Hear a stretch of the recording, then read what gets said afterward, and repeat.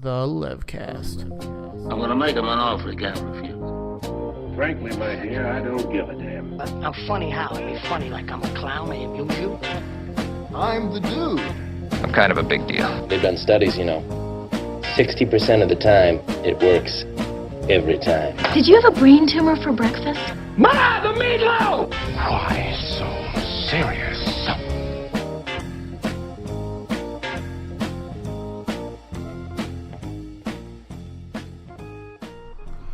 Hey, this is Derek. This is the Levcast. I'm here with Rob Thompson. He's a tech support guy, and he's also one of the most genuinely interesting guys I know. We had some recording problems at the beginning of this webcast, so it might pick up kind of abruptly during the middle of a conversation about making a murderer. But say hello, Rob. Say hello to the Webcast universe. Hi. That's Rob. So you'll hear his voice in just a minute. I was reading a thread about the car, right? Finding the car on the property, Yeah. and how it doesn't make sense in either direction. Either the way he hid the car doesn't fucking make sense, but also them finding the car like immediately because it was hidden doesn't make sense. But like, I don't know. The thing. Did you watch the whole thing? I watched the whole thing. So you saw like the evidence they opened was a vial of his fucking blood With a hole in it. Yeah. With a hole in it. Right. A needle-shaped hole. The second that becomes a fact, and your only evidence linking him to it is DNA, which we're gonna assume is blood or sweat or whatever. And especially the key, the fucking key, not having her DNA on it or whatever. All that should be fucking thrown out. Yeah.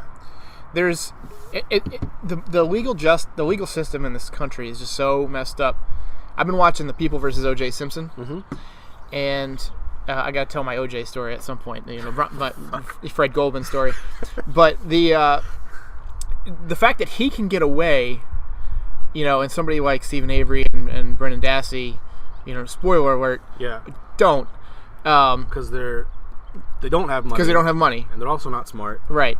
It's a injustice beyond what beyond words, really. The issue I have is also with the jury. The jury should know. Why can't they see that, like you said, there's a vial with a hole in it. Why don't they get to watch these tapes that show the kid being coerced? It's messed up. Meanwhile, OJ left a bloody glove at the scene and at his house and gets away with it. Right. He had the blood from somebody he never met inside of his locked car and somehow gets away with it. So you've heard this story, or other people haven't. It's a funny OJ story. I guess it's not funny. I guess it's horrible. Well, do you want just for some backstory? Yes. You have a thing with OJ, how incredible it is he got off. I was really interested in the OJ trial when I was saying you got the Photoshop of you hanging out with OJ. Yeah. When I was growing up, it happened right in my formative years. I was 12 years old, I think. I remember middle school when that verdict came down. Yeah, and that summer, all me and my brother Chris did was sit in the basement, play ping pong and Sega Genesis, and watch the OJ trial. It was too hot. We didn't have air conditioning really, so we spent a lot of time in the basement watching the OJ trial. So I got to know the characters pretty well, and I got some strong opinions on it. And a couple years ago, I was going to Vegas for something, or a poker tournament, I think. And I get off the plane, and I'm washing my hands in the bathroom. It might have been, I don't think it was California. I'm pretty sure it was Las Vegas. I'm washing my hands in the bathroom. This guy with a funny mustache comes up next to me, and he starts washing his hands. And I look at him. He looks so familiar to me. And I said, "Do I know you? Are you from Raleigh? I mean, how do I know you?" And he said, "OJ killed my son." And it was Fred. It hit me. It was Fred Goldman with his curly mustache. And for him to have that immediate of a reaction, right? There was no delay. It was his. It wasn't like he was Tom Cruise, where people go up to him all the time and say, "Hey, you're fucking Tom Cruise." Yeah. They must say they kind of vaguely recognize him. And so he has that. And he's fucking tired of being like, it's because of this horrible tragedy. Yeah, he just says, OJ killed my son, walked away. And I was just like, oh. I just felt bad. So Yeah, that's my OJ. That's my connection to the OJ trial, and they have that new show on right now, and it's just making OJ look even more guilty. It's a good thing he went to jail finally for something, because he was a fucking awful human being. He wrote a book. If I did it. How do you do that? He still has kids with the woman. How does he do that? That's so wrong. He's rubbing it in the face of the entire world with that shit. Yeah, that's awful. Yeah, so the Making Murderer shit though, because the way that documentary is made, I really like, because it's not a voiceover telling us what we should think about stuff. It's not storytelling. It's the video. It's just straight up with no dramatic music overlaid. It's here's what's happening, and then the recordings. Make your own decision. Right, recordings of them talking over the phone and stuff, and just watching, like, seeing the fucking the depositions that they're given about the fucking rape thing. Yeah. And how guilty those fucking people and uncomfortable they look, and how like unconvincingly they're saying I don't remember. Yeah. And all this shit, like. It's just it's a travesty that happened. You know what though? Netflix has some good shit. Like, I gotta say, Netflix has taken over. The fact that they can release every type of genre now. Yeah. Like, what was the first one that they came out with? Was it House of Cards? House of Cards, yeah. And House of Cards is a humongous hit. Yeah. I never really got into it, but I started watching it recently. Actually, what do you think? I just got through the first season. It's fantastic. I only made it through 2 episodes. I didn't like it. Should I go back and retry? I would stick with it. It's kind of dry at the beginning. I was into it just because, really, like Kevin Spacey. I like Kevin Spacey. Like, the actors in the show are really, really good. Spoiler alert, Kevin Spacey was Kaiser Soze. Kevin Spacey carried the show through the initial dry bits where they're just sort of setting up how many pies he has his fucking fingers in, and his relationships with all these people and Kmart and all that. My understanding is, I'm only in season 2. It's the first couple episodes of season 2 at this point, but it gets way crazier, way more complicated. Yeah. And which is a good television show should be. That's why Breaking Bad gets crazy, is because how complicated that shit becomes. Yeah. So I want to hear why you have a visceral reaction to Breaking Bad, because to me, Breaking Bad it's Moby Dick. You know what I mean? It's Citizen Kane. It's up there. It's one of the greatest pieces of art in that form ever made. And the thing is, I feel the same way, except so when I was a kid watching shows like Full House and Family Matters. Yeah. Where let's go with Family Matters, Steve Urkel and shit, right? Mm-hmm. And every episode he thinks Laura's into him finally, and then until he finds out she was just using him for some other. She's using him to fuck the basketball player. Yeah. And they don't say that. They should just come out and say it, like, make it like an R-rated version of. It's like, sorry, Urkel, she was blowing the cool guy. Right, she could at least like flash him at some point, or give him a little bit of reward. Hand job, come on, hand job. On. Sympathy.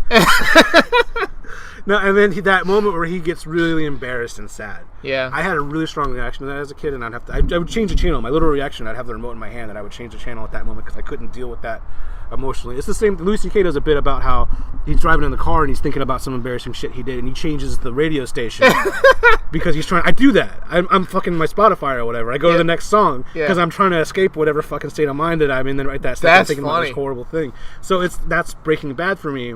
Is when he lies to his wife and you know she's not buying it. Yeah. Because you're not buying it. Yeah, it's so cringeworthy. That's what makes him a great actor, though, because you can tell the way he lies is different when he lies to Jesse or to somebody else. Yeah. He can't lie to Skylar. One of my favorite things is how you know an actor is a good actor or a great actor is they can pretend to be a bad actor, or they can pretend to be a good actor being a bad actor. There's a show that I like just for this reason. It's a science fiction-y show, Black Sails? No, it's a Canadian like science fiction show. Blackish. That's a different thing. But it's a show like the main actress. I remember her name is Tatiana something. She plays like 8 different characters in this show because they're all clones of the same original person, but they all grew up in different countries, have different accents, speak different languages, have different looks or whatever. And she's such a good actress that I actually believe that she's different in each one of these. That's not just like, oh, they put some glasses and a fake tattoo on her and called her a different character. So that's proof to me you're a good actor. And fucking Bryan Cranston pretending to be he's shit at lying to his wife is very convincing. But then her like that, and she doesn't say anything either. She just looks at him and you just know she's not fucking buying it. Right. And that I'm like, and he won't stop. Like, you know, you realize the second that she's like just pissed at him. but he keeps going with the lie. He'll even realize maybe it's a shitty lie, and he'll like add on to some clarifying statements and like just dig himself deeper. And you want him to shut the fuck up, but he won't. And I'm feeling that really strong emotion the whole time. Yeah, that's what's draining about it to me, is all these him making a bad decision and having to watch him keep making it. For minutes at a time. It's really draining for me. So. Have you gotten into the new X-Files yet? I watched part of the first episode with Aaron. It was partially they're really a lot of time has fucking passed, all right? But they look and sound so different now that it's kind of like. So I don't think Scully looks that. I think Scully has aged really well. She has. I'm not saying Mulder looks like he got left out in the rain. Yeah, his voice sounds like he's been gargling alcohol and glass every morning for the past 20 years. So. His nasal passages are all bad, and his but that's another show where like, and he's it's always been a show about this, but he says something that the words strung together sound fucking insane. And he says, matter of fact, like, actually, aliens were abducting babies so that we could use their DNA to make, fusion reactors or whatever. And Scully's reaction, by all rights, should be, that's fucking crazy, Mulder. And, like, the fact that she's, I guess, having an experience with him, that she indulges him at least a little bit because he turns out to be kind of right sometimes. I mean, but, like, is there just... if somebody said that to you in a normal situation, you'd be like, all right, I'm going to stop hanging out with you. If Mulder's lines, if his explanations of these conspiracies were posts on the internet, I would like downvote them and fucking move on. Like, it doesn't matter how true they are. The way it sounds is fucking. I tell you what, I really like the upvote downvote system that the internet has invented. Well, I like it in theory. We were talking about meritocracy earlier, right? And that's the thing. It's to me like the whole upvote downvote thing is a false meritocracy, because usually what gets the most upvotes is what gets the most upvotes early. Yeah, right. That's true. And people, and this is known, and people have created a million sock puppet accounts or made little bands of followers. This is one of the reasons Dig became a shit show of a social media site way back in the day. When we were both working together at Farpoint, that was the fucking website I was on. But like, so a lot of the time the top comment is not necessarily the most right, but it's right. It was right enough, and it came out about early enough that a bunch of people upvoted it, and just everybody else reads that first and then says, okay, yeah. I'll tell you what's a fun experiment though. Go to Reddit and just set you can set how comments get organized. Set it to new, right? Just whatever's the newest. Not even like, you can do controversial, which is also interesting.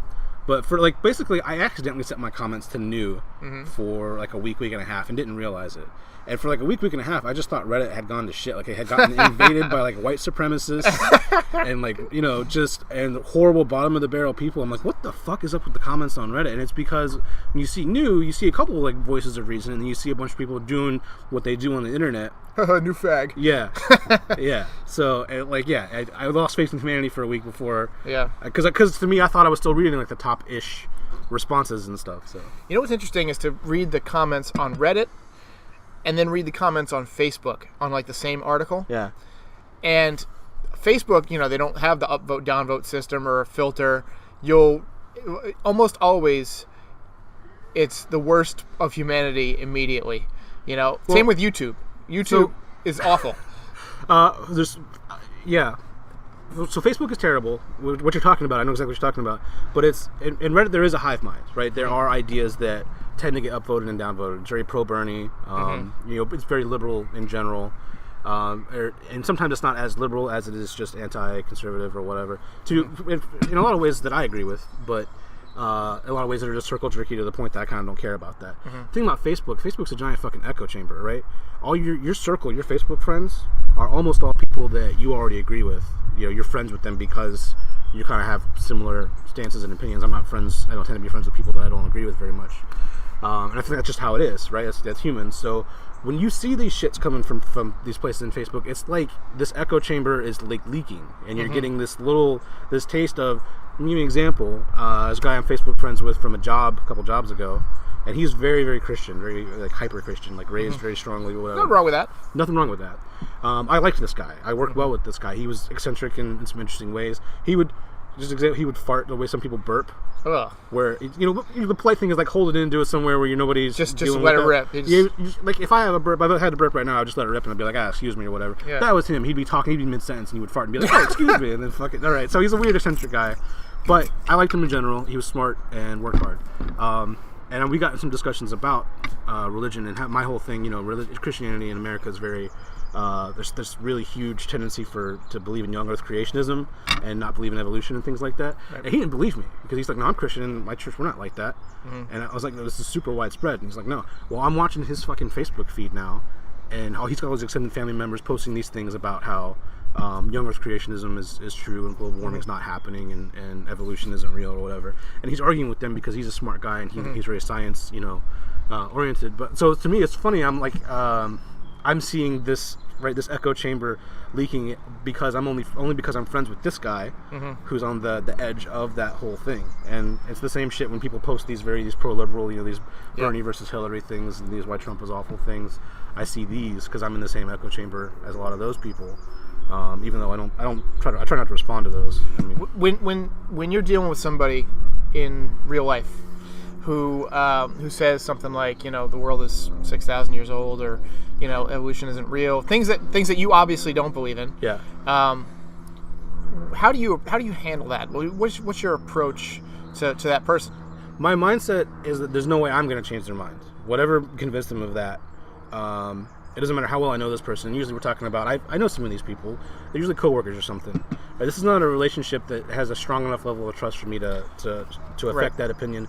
So off the bat, the mature response for me is don't try to change that opinion. Just deflect. That's the, well, you're not wrong. Yeah, deflect. But if we get into that discussion, and I have occasionally, like, I don't know. I try not to be inflammatory. Right. If I ever find myself that, okay, let me see if I can make a dent. Let's see if I can convince somebody of something. The worst thing you can do is what you do on the internet. Whenever you see people talk about the internet, like, you're a fucking moron for believing that. How could you possibly? Right. And people are usually like, they think they're Dr. House. Right. Where they're like, I'm gonna be a dick, but I'm right. Yeah. So it's okay that I'm a dick, and they give this bullet point list of whatever. For me, I usually try to give them like one piece of evidence. You know, I don't want to really engage. You're right. But if I have a smoking gun kind of example, like I talked with a guy that literally believed that the Grand Canyon was created during the flood of Noah. That was his, you know, he was a young earth creationist or leaning guy, and that was one of his examples. And you told about the rock layers? Well, yeah. We actually, that's the thing. I don't want to get into that. I don't want to get in how, okay, well, we have a geological scale that says here's these layers, and we kind of know how old they are because we can corroborate it with these other schools of science, right? And that's the thing. The science of this is all very cross-referenced. It's not the dogma that they think it is. It's not a conspiracy to trick people. Right. It's just what the evidence has found so far. Yeah. My response to that guy was something along the lines of, do you understand how much water it would take to fucking move that much rock? Yeah. And regardless of the time scale, which is absurd. Like, we're talking about somebody who has a pressure washer the size of Utah aimed at the fucking Earth. Yeah. And then, like, whatever. But in these people's minds, like, magic is real. So, you know, that's literally when we're talking about miracles and stuff. That's essentially, they don't, using the word magic is derogatory to them. So water into wine, that's a magic trick. Right. But to them, it's that would be offensive. Right. You call it a miracle, cool. We got some divine implication there. Yeah. You call it magic, you're belittling it. Right. But that's, to me, that's all. See, I'm not particularly religious, but I try and let people enjoy, you know, whatever they have faith in and believe in, and I just try to avoid the argument now. You know what I mean? Yeah. I'm at the point where I have what I believe in, and I'm comfortable with that, and I just don't want to fight with anybody. You know what I mean? It's not worth it. It takes so much out of me now that it'll piss me off for the rest of the day if I get into a fight with somebody, especially if it's somebody I like and respect on you know, a number of levels. That if I have to have a disagreement with them and argue with them about something like that, you know, I just try and change the topic. You know? I'm the same way. But there's a point where you have to have the argument because somebody starts using it as a basis for social policy. And whether they're a politician or not, I mean, really, that's where it gets dangerous, is when somebody is in office and has this belief in these things that kind of dictate some what I would consider dangerous or unethical social policy. But even just your everyday person, because they're going to support these other people that might have these ideas or whatever. So when somebody is hyper-religious and they use that as justification for why gay marriage shouldn't be legal, you know, which is still, I wouldn't say it's kind of a settled issue, because, you know, we had this whole series of court rulings. Yeah, well, laws and stuff in North Carolina in particular that we passed. You're like the country started shifting towards okay, this is fine, and North Carolina like doubled down, but like no, it was already against the law, and we're going to pass an extra law to say it's fucking against the law. Yeah, and we did, and it passed. Like popular vote passed. Right. But then court rulings came down and be like, actually that's all horseshit, and you guys have to allow it, and so it's kind of a settled issue to that degree. But there's plenty of people that don't feel right about it. They believe homosexuality is a sin, and they do this whole hate the sin or not the sin fucking mental gymnastics thing to not to seem like they're not. I think it's hate the sin, not the sinner. Yeah, I'm sorry. Yeah, hate the sin, not the sinner. But like they don't want to seem like a bigot, even though that's exactly what we're fucking talking about them doing. Because everyone knows being a bigot is bad, but they're like, no, I'm not a bigot. I just hate this one thing for this totally valid reason. And sometimes it's not even that. It's I don't hate it. God hates it. And I just love God so much that I hate what he hates. Exactly, yeah. They convince themselves they should hate it because they think it's what God would want or whatever. That's where I have to have, yeah. It's good stuff. Spoiler for the audience, where if there is an audience, we're drinking whiskey and eating steaks like men. Yes. This is what men do. It's very manly and we're afternoon. Outside in nature. Yeah. So this is... Lawnmower just started up. Yeah, lawnmower. Surrounded by manly things. Yeah. Luckily, I don't think it's affecting the sound too much. Sound looks pretty good, so I think we're good. I do enjoy that burn as it goes all the way down. Dude. Yeah, I can feel it. I can feel that. I can feel that liver damage happening. We'll have to break for a refill. Nature. I love being out here in nature, man. This is like just being outside. I hate wintertime because I'm stuck inside. Even though I like having a fire on or getting under a blanket with the missus or whatever. I fucking love being outside and sitting in a hammock and listening to birds and sounds and stuff.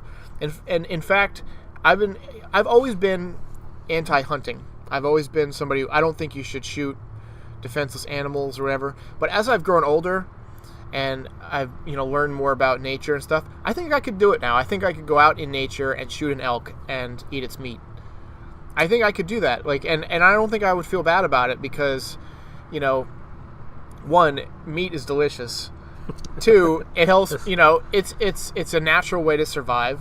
There's a reason we're the most evolved, creatures on this planet. Yeah. How would you fare? I want to play a little mental game with you. Let's say you're in a plane crash, right? You're the only survivor. You're probably going to hang near the plane for a few days, wait for help. Let's say help doesn't come. You're up in a mountain somewhere, or you're way out in Alaska, something like that.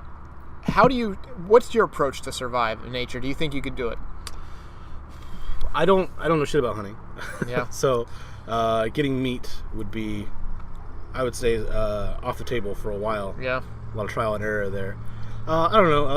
It's funny because I want to say I know a couple of things about this because I've watched some TV shows, but that sounds fucking ridiculous.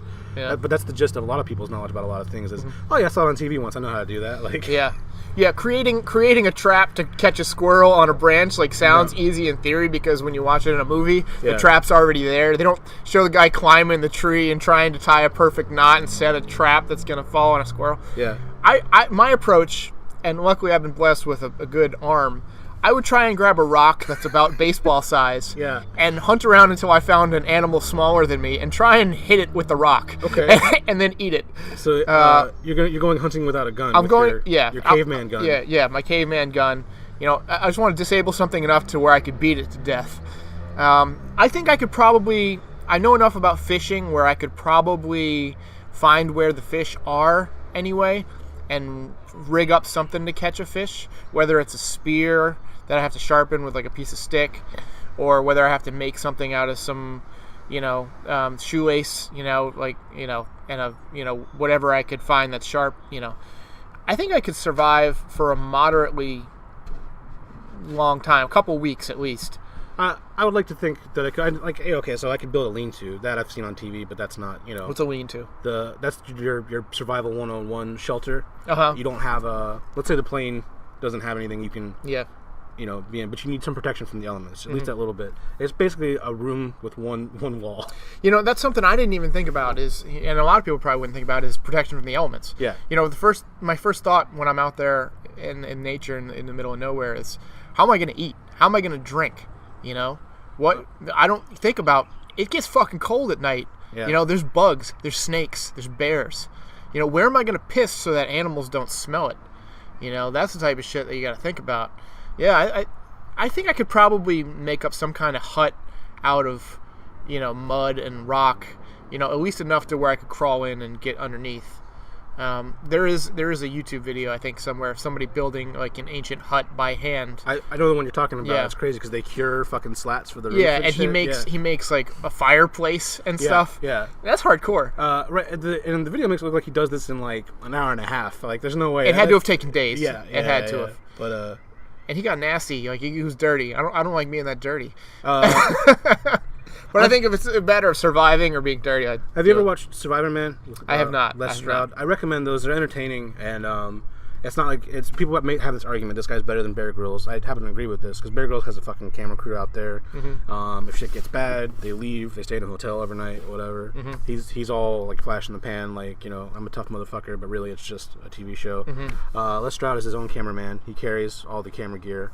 He'll do shots where he walks across some big giant long open plain, and he has to walk back and get the camera to take with him, so he's actually like traveling like a bunch of extra distance just to make the show as he's traveling and surviving or whatever. But that's like the shows that I've seen where he talks about he tries to teach you how to make traps, and how to build a lean-to, and food sources, what you're talking about, food and water, most important things. I think you're right as far as like find a stream, find a river, you can drink from it, you can piss some shit in it, and you don't have to worry about animals finding it, and fish is probably the easiest way to get meat. So apocalypse, let's say an asteroid hits the Earth, let's say on your drive home today, asteroid hits the Earth. I'm real mad about that. Just build a new computer. You managed to make it home, and your family's all worried, oh, thank God you're home. How are we going to survive? Yeah. You find out, there's no news, there's no power. You find out that most of the people have died. What's your approach? Do you even try and venture out, or do you just try and stay hunkered in, like, I'm good here, let's survive as long as I can? Or when do you make the decision, I'm going to go get food, I'm going to try and loot to get food? That's for me it's a complicated question because I have enough food in my house to fucking probably subsist on whatever, ration out and everything for weeks, if not months. I have a pretty fucking full pantry, so shit that's not really gonna go bad, and we space it out. And again, we talked about this earlier, I have some extra body mass, so to say. So I could, I got tons of vitamins in the house. Like, might not be comfortable, but I could, we're talking about survival, right? Not being comfortable, but surviving. Could make that happen. At what point do you eat your cats? Would there ever come a point where you only in delirium? That's a good point. I think I would sooner just set them free and let them they're probably dead anyway. Let's let them, give them a chance to survive. My fucking one cat that has no front claws, I didn't declaw him, just disclaimer. We're not shitheads. We know that's a bad thing to do to a cat. We got him from somebody else who had already been done. But he got outside the other day. We didn't realize he was out there for like 6 hours, and it was one of the days where it was like real cold. It was below freezing, and he was so fucking pathetic when we found him. He was like hunkered in this little hole next to the back of the backyard or whatever, the back of the house. And when my wife found him, he didn't even move. Like it wasn't even like he was like sprying like, let's go back inside. He was like, kind of in shock. He was just like mewing and like we brought him inside, warmed him up, gave him some wet food and stuff. But like I think he's fucking doomed if he's got a that's evidence to me right there. But okay, so the reason why that question is complicated for me, I have food. I don't have a gun. Yeah. Right? I don't have one gun, let alone I live in fucking Fuquay. You don't have a gun, let alone many guns, which would necessitate a gun rack. I know that quote from somewhere. It's Wayne's World. Wayne's World, yes. Yes. But all right, I live in Fuquay. Right? We have one of the biggest gun stores in the state in Fuquay. So there's probably 3 guns per house on average there. So in terms of other people going looting and saying, "Hey, give me some of your food," I'm probably fucking helpless.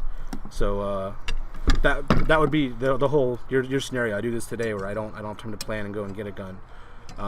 That is a serious point of concern. I have no way to defend whatever stockpile I could possibly have. Clearly, you're not going to have power. You're not going to have to go to work or pay your mortgage anymore.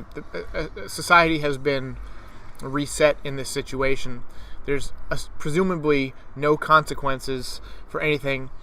Do you see yourself as living in a way where you would kill to take, to get a gun, you would kill to get one?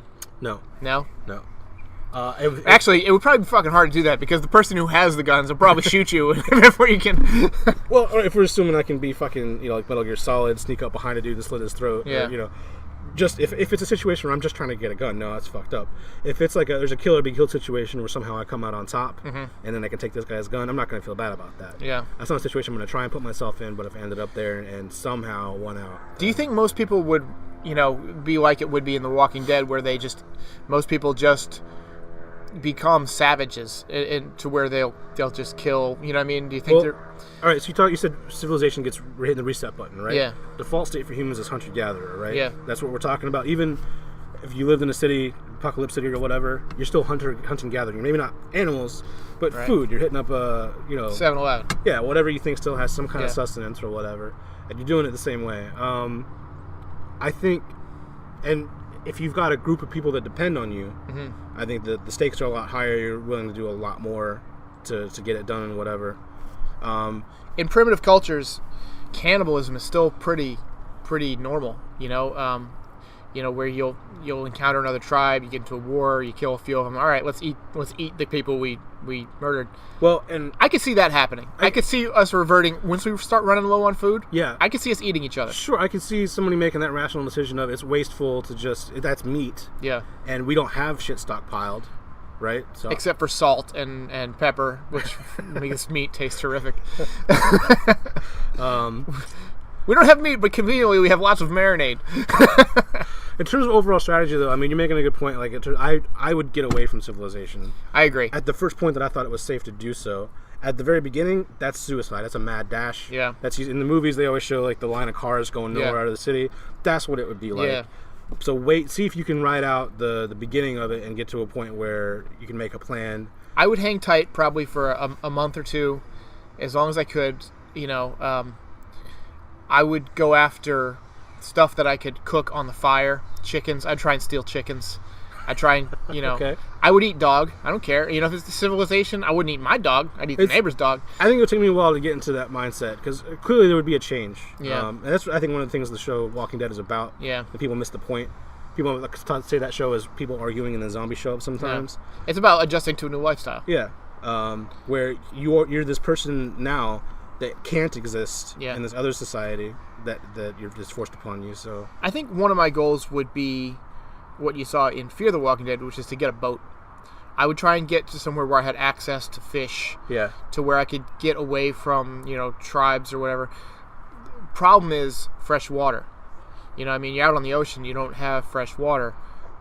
There's not enough huge lakes around here where you could really do that, but I think it would be, beneficial to be in a boat where you just piss over the side. You're not going to get attacked by a bear or wolves, things like that. So, I don't know, it's fun for me to think about, what I would do, in a post-apocalyptic world, but honestly, the real truth is I would probably die really soon because I can't order Domino's. I would just fuck. Right? Yeah, I have food in my house I could make. It would take 5 minutes. Yeah. But I'm such a sack of shit that I'll go on the internet. I won't even call. I don't even want to say words to make this food appear. Yeah. I go on the internet and click, and then I get a fucking pizza. How crazy is it that we can push buttons and food shows up to our house? Yeah. I mean, we're such a privileged society right now. I was pissed this summer when my air conditioner went out for a day. I was like, it's like 80 degrees in here. Meanwhile, there's people literally with flies buzzing on them in Africa, right. haven't eaten in weeks. With the distended bellies. Yeah. TC flies are biting them, giving them sleeping sickness. Yeah, their vultures stomach. are literally swirling around like, that one's almost done. And I'm like, I could barely get 6 hours sleep last night on my memory foam mattress because it was too warm. Yeah. So first world problems was a meme that kind of came about real quick and got old real fucking quick. Yeah. But to me, that's the essence of it. I don't know, my paper towels are the wrong colors. Yeah, that's a fucking first world problem. Yeah. But the real essence of it to me is that shit where I had a car, the air conditioning didn't work in the car. And to me, it was a real fucking first world problem because my problem was whenever I leave my perfectly air conditioned house and drive 30 minutes to go to my perfectly air conditioned job, I'm a little too hot. So you didn't have air conditioning in between air conditioned places. Exactly. Exactly. I had the same first world problem recently. So about a month ago, I bought So, going back even further, about a year ago, I bought a big TV for downstairs, and Melissa was using it a lot for exercise and things like that. And I would come home and I'd want to veg out and watch some shows. And my upstairs bedroom TV is just too small, and I wanted to use the downstairs TV. So I was like, all right, I should get another big screen TV for my bedroom. So I bought a 48-inch TV. And the picture was better than my 55-inch TV that I had just bought for downstairs. The picture was much better. And I said, God, this is a fantastic picture. And so when I would go down to the big TV downstairs, I was unhappy, and I was constantly adjusting the picture. So I had to get rid of that TV and buy an even better big screen TV. It's funny that you would have been 100% happy with your old I would have TV been fine with if it. you had never known. If I'd never known what I was missing. Yeah. And now I have two ridiculous TVs. Yeah.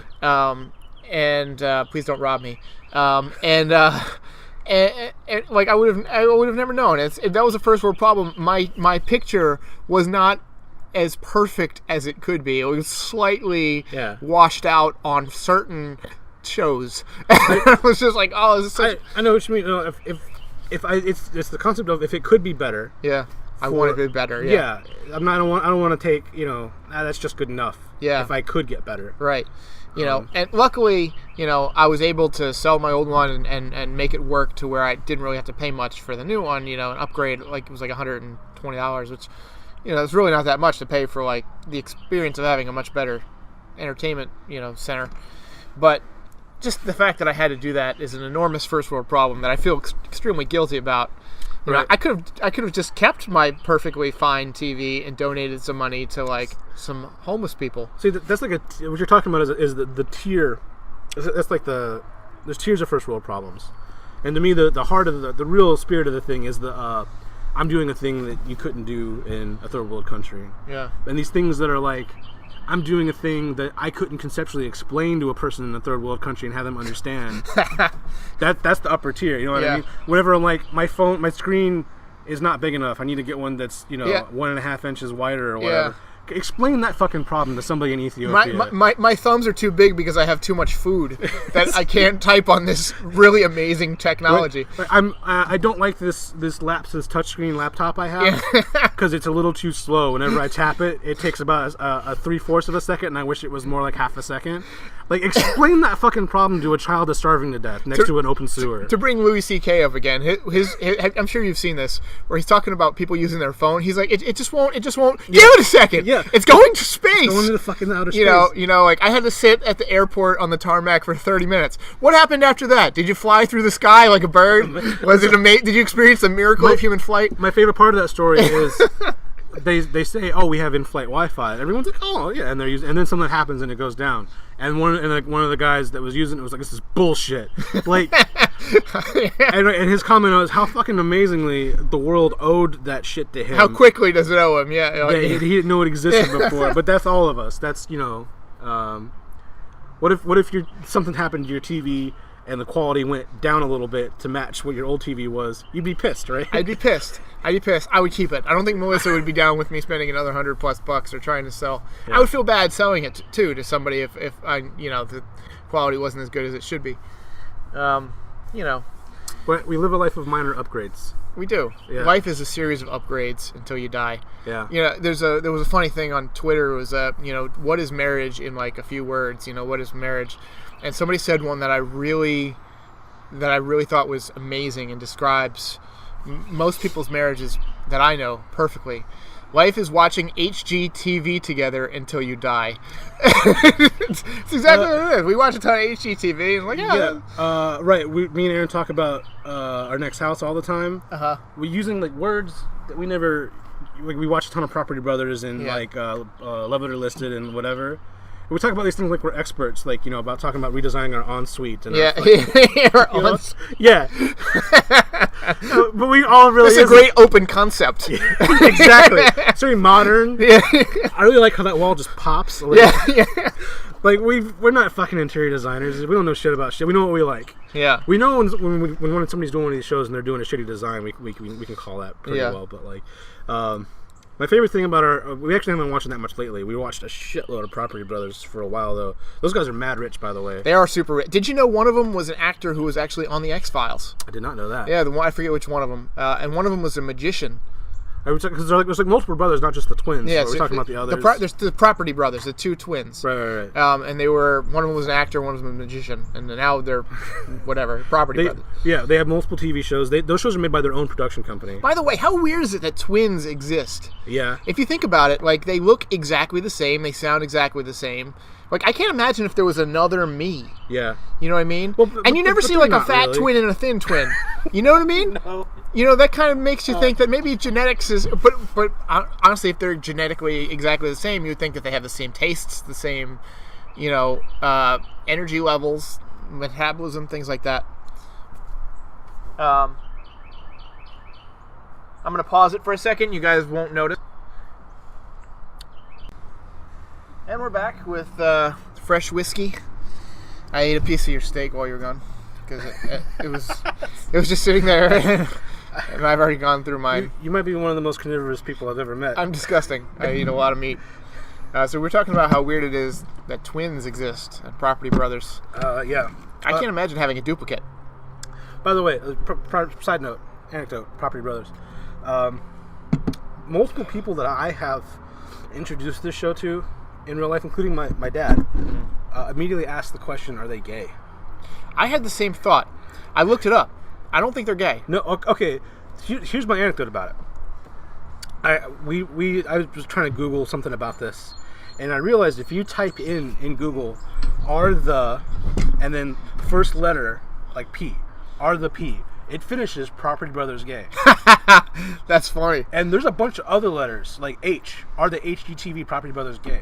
Like it's a bunch of fucking versions of that. Is like one of the most popular searches for anything that starts with are the. Huh.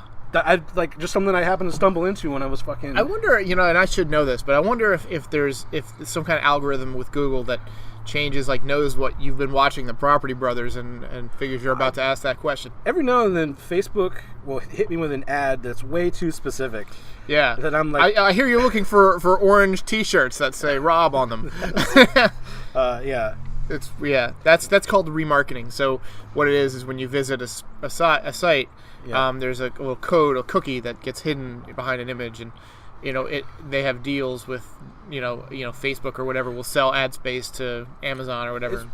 In theory, if commercials were only ever for things that I might be interested in, like that sounds good. Because I don't want to watch another fucking Geico commercial. I'm happy with my car insurance. Fuck you. I can't even watch baseball commercials anymore because every fucking commercial's a boner pill or like can you piss like at night, like what are they saying about baseball BPH fans? Like they're saying we're old people and we're we can't get erections apparently, but like the whole idea of there being a database that has some kind of graph, some sort of heat graph of my interests, so that it can serve me things, that's really fucking unsettling. I mean, the Big Brother and whatever, however you want to couch all that, but just that somebody's paying, even if it's a fucking algorithm, paying that close attention to me, I'm not comfortable with that. I would rather be under the radar, but that's not really an option these days. So here's the thing about Property Brothers that pisses me off, and all those like house hunters and stuff. People are like, well, we only have $130,000 for the down payment, and they're like 26 years old. It's like, how? When I was 26 years old, I had like literally $60. That's a little, as much as we learned watching those shows, something I don't understand is the differences in the markets. Mm-hmm. Right, there are episodes of these shows that are like in Texas, where buying a house is cheaper than it is fucking here. Yeah. And then people that have, from what I can tell, similar lifestyle, similar jobs, are in fucking California or someplace in Canada. And they're like, yeah, we're looking for like the $600,000, $700,000. And he's like, what the, like, how does that work so different that you can afford something? Because I know that the property values are that much higher, but how is that afforded by people with the same? Salaries are higher elsewhere too. But that much, like that's my whole thing. I know it is strange. So salaries are commensurate with the cost of living in places. So I was watching one for Georgia, and they were selling what looked like a mansion, literally 5 bedrooms. It had the guy was a school teacher. I'll start with that. The guy was a single school teacher. He made like $50,000 or $60,000, you think, probably, or actually, no, he probably made less than that in Georgia. He was a single school teacher, and he was shopping for a starter home, and he ended up picking like a 5-bedroom house that had a full basement man cave that came with a pool table and a home theater. That's not a starter home. That's like $500,000 here. Yeah. I'll never be able to afford that.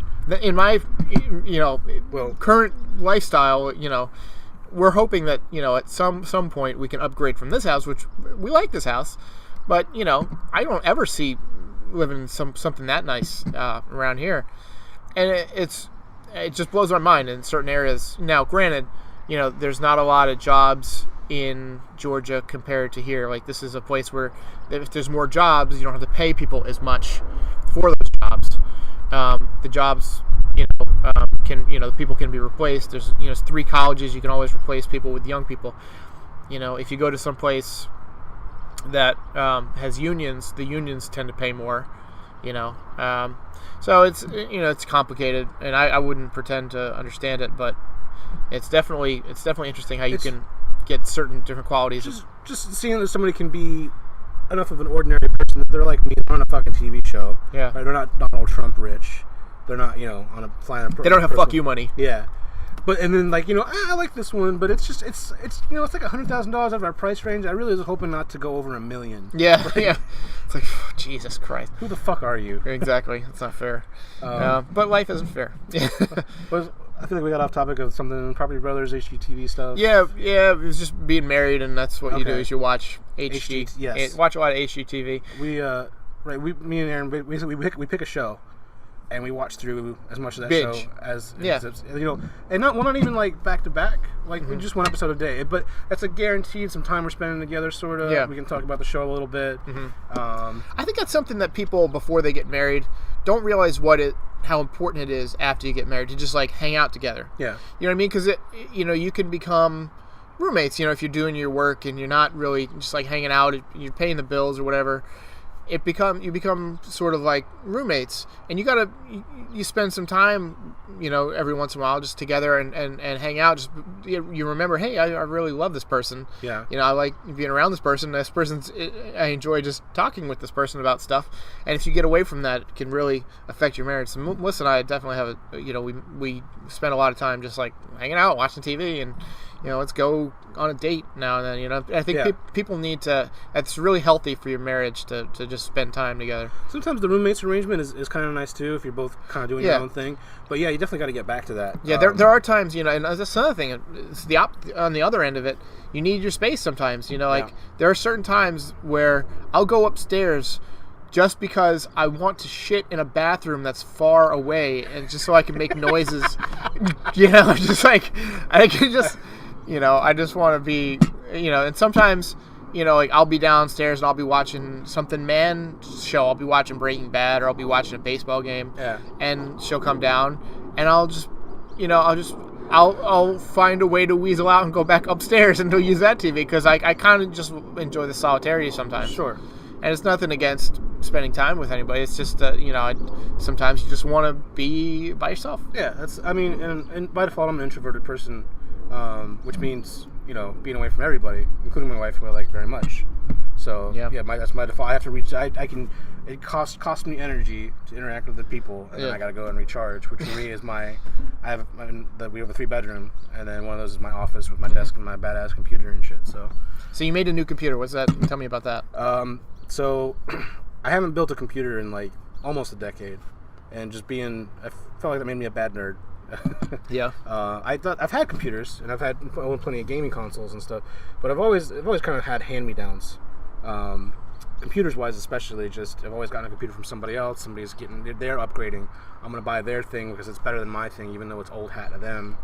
And and then maybe put a new video card in it, just try and make it shiny and new a little bit.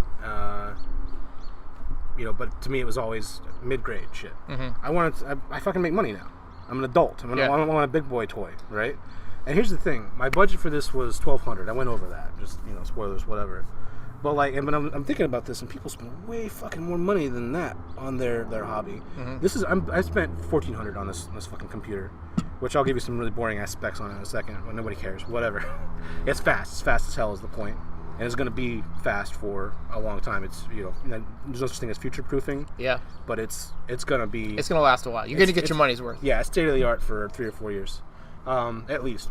So barring we invent fucking Star Trek level. What kind of monitor you got set up? It's a 27-inch. See, that's a good size for a computer monitor. Yeah, right. The thing is, I used to use like smaller, 19-inch or whatever, and then I got to use a 27-inch one time. I was like, I can't go back. Yeah.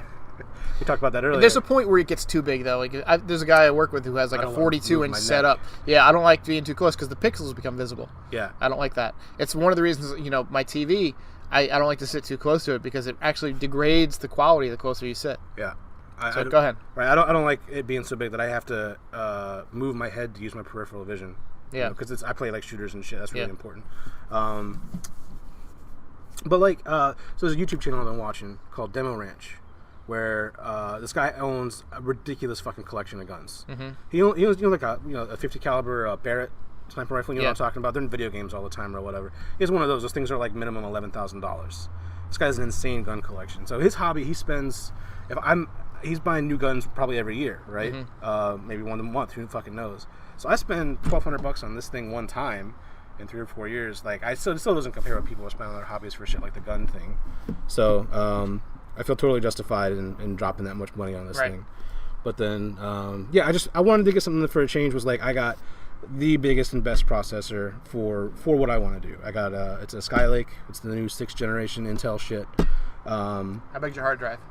I have 2 hard drives. One's solid state, and then one's standard platter shit. The solid state's for the operating system, make everything load up real fast, and then the other one's just like big storage, just like a terabyte. So nice. That's the thing. A lot of planning went into this fucking thing. Yeah. I have not. It feels really good in terms of being like a DIY project. Yeah. How people build like a shed in their backyard or whatever the fuck. Right. This was my version of it. It feels really good to research something for a while and then execute it and have it come out exactly how you feel. Exactly. And like, and I did it 100% on my own. And I didn't even have all the answers. I got all the parts and I started assembling them and I realized I didn't know which plug went where on the motherboard and shit like that. And I read the manual, read shit online. Mm-hmm. I know exactly how my fucking computer works now. Like that whole aspect of the DIY thing feels really good. So now if there's a problem, you can fix it. Exactly. Probably pretty easily. Yeah. And I've tweaked it and overclocked it and all kinds of shit. Like this thing is super fucking custom, really fast, and I'm just pleased that I have something where I can say the only way this could be better is if I did something absurd. Mm-hmm. Right? There are more powerful computers than mine, home people run in their houses, but that's because they dropped twice as much money on it and did things and they did all this shit and it's still only like 10% faster than mine. Right. Like I went as far as you could reasonably go. You can go further than me, but at that point it's fucking absurd. Right, there's car guys that buy nice cars, and then there's people that fucking buy like, $1 million Lambos and whatever the fuck. So I want a rocket car. I want a car that literally shoots fire out of the back. I want my carbon footprint to be humongous. You want there to be lasting effects from your existence on this earth. Yes. And just in case there is no afterlife, which I don't know if there is, there might be, there might not be. I hope there is. But if I want to live on in my effect on the world. Okay, can we do as we're talking about thought experiments and things? Sure. Because I was thinking about this earlier, talking about being outside, being in nature, like feeling this. Yeah. All this there's nothing objective about this being nice and pretty and good or whatever. Right.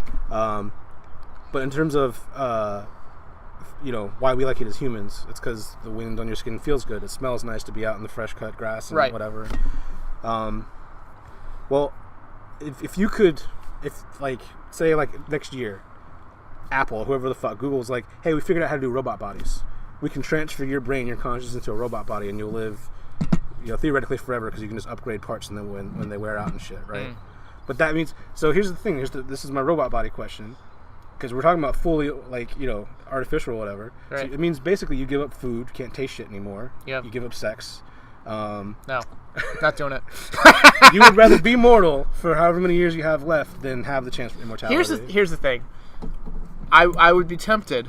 I would rather live out my life and then download my consciousness onto something. But here's the thing: you don't know when you're going to die. Right. If there's that caveat that once you die, you can't download your brain. Yeah. You know what I mean? That's it. Once you're gone, you're gone. Because you could literally, I could be going out to get the mail tomorrow, and somebody could hit me, with a car. I could have a heart attack. I eat a lot of fucking meat, as we have discussed. Right. And here's my other thing. So I could make a copy of my brain at some point, and then that could just get activated in the event of my death. That doesn't help me. I don't give a shit about that. I don't give a shit if there's a fucking copy of me running around out there. I'm talking about me. Like, my consciousness as it exists, continuing to exist. Yeah. So... Would you do it? Robot body? You don't. I think. Well, here's the thing: if you give up food and you give up sex, you also give up sleep, which is a humongous advantage. You didn't let me get to my advantages, right? And in terms of so you live practically forever. Give up sleep. You give up pain. Give up pain. You give up illness. Fucking awesome. You give up the need to have money.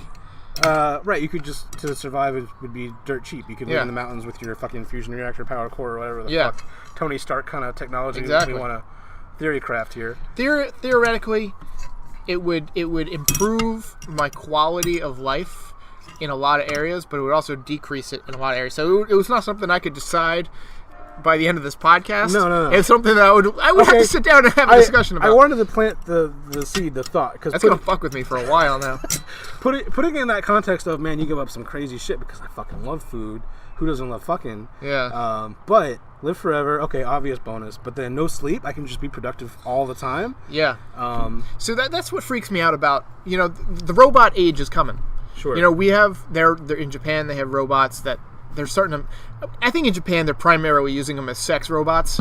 They're developing robots that look like little Asian sluts, and they're having sex with the robots. They're doing a lot of crazy things that I would agree with you in terms of their niche things. Yeah. They're fucking garbage cans that catch the trash for you by moving the garbage can with this fucking 3D sensor or whatever. Yeah, like I feel like they could use it better, but all those things are maybe important. The thing eventually. is, artificial intelligence is coming. Yeah. The fact that Google and Tesla have cars that can drive themselves and they brake and they change lanes based on, if somebody's driving slow in front of you and based on like traffic signs and things like that, that's amazing. And that shows me that and Elon Musk and guys like that are saying, and Stephen Hawking have both said artificial intelligence is coming way quicker than we think. Which is why I think if there's aliens out there, we should be looking for robot aliens rather than, flesh and blood type of aliens. That's a good point. You know what I mean? About that. Yeah, because that makes a lot more sense. You know what I mean? The best way to travel is if you don't have, if you're traveling in space and you're a life form and you need surgery, it's really fucking hard to have surgery because of what liquid does in zero gravity. Right. A robot intelligence would be much more likely to survive. Well, and I'm thinking in terms of time scale, because they can live forever. Right. If we assume we could travel close to the speed of light, assuming the speed of light is a real hard stop barrier, it's gonna take fucking forever to get anywhere. It's gonna be like the old days where you start off with one group of people, have a fucking caravan that turns into a whole other group of people by the time you get to where you're going. Yeah. That's what space travel is going to be like, unless everybody's in a robot body, I guess. So. I think it would be fun to have robots, but it would also be kind of creepy. You go to bed and you wake up in the morning and that thing's been on your laptop all night making another robot, like designing another robot. Well, that's the thing, though. The concept of robots that serve humans, if they have any kind of sapience, let alone sentience, right? Yeah. They have any ability to be self-aware. That's... At what point does it become slavery and not just a machine doing a task it was designed I'm perfectly to do? fine with robot slaves. In fact, I think that would solve a lot of these problems that we're dealing with in the country in terms of taxes and stuff, because they can work for free. I really would like to get to the point of the Star Trek life where, we all just kind of do what we want to do to exist. And damn, meat is delicious. Giving it up for the robots. Yeah, do what we want to do just to survive, and not really worry about having to make money or support a family, cut the grass, whatever you want to do. That would be an awesome world to live in. But I do think robot, beings are coming. I'm telling you, in 10 years, you're going to go over to somebody's house, and they're going to have a butler, and that butler is going to be a robot. And that butler is going to be able to do pretty much everything. Take your coat, make you a drink. Take your coat, make you a drink. Adjust the music level and the lighting level to your, to your specifications. Think of where we were 10 years ago, 2006. Yeah. You had never heard of an iPhone because they don't exist. Right. Or touch screen. It's funny. We're talking about watching a show with the wife. Yeah. We watch NCIS, which is honestly a really cheesy procedural crime drama, whatever, but. That's what we like, soft TV, not something we have to, that challenges us, have to think real hard, fucking Breaking Bad level shit. But, that show's not that old. The first couple seasons, it's early 2000s, mid-2000s. But it's obsolete.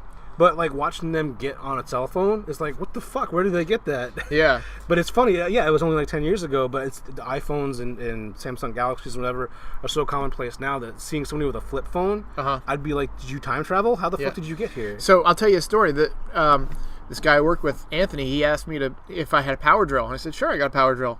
He said, hey, can I borrow it on Monday? And I said, sure. I flipped my watch up and I said, hey Google, remind me to bring in my power drill on Monday morning at 7:30, and it went okay, and it said, and now on Monday morning at 7:30 there's going to be a little alarm. Hey Derek, pack your power drill, and that's nuts. That's insane. I didn't even have to touch anything. Yeah. And now I'm going to get this alert. The world is becoming incredible, and for us to have anything to complain about is just ridiculous. Of course, there still are things to complain about. If I get cancer, I'm bankrupt.